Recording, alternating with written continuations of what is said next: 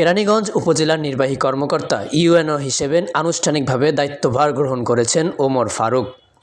রবিবার 30 নভেম্বর বিদায়ী ইউএনও রিনাত ফৌজিয়া নতুন ইউএনওর হাতে এ দায়িত্ব হস্তান্তর করেন।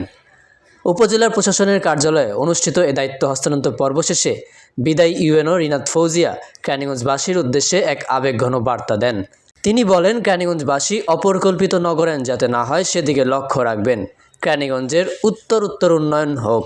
কেরানীগঞ্জবাসীর জন্য এতটুকুই বলতে চাই যে যেহেতু কেরানীগঞ্জ মহানগরের একেবারেই কাছে এবং এখানে বেশ কিছু জটিলতা আছে, বিশেষ করে নগরায়ন এবং শহরায়নের প্রক্রিয়ায় যাতে কোনোভাবে অপরিকল্পিতভাবে কোনো আবাসন ব্যবস্থাপনা না হয় বা যত্রতত্র কলকারখানা তৈরি না হয়, এই বিষয়টির দিকে যদি আমরা একটু নজরটা দেই তাহলে এই কেরানীগঞ্জ একদিন সবচেয়ে সুন্দর একটি উপজেলায় পরিণত হতে পারে।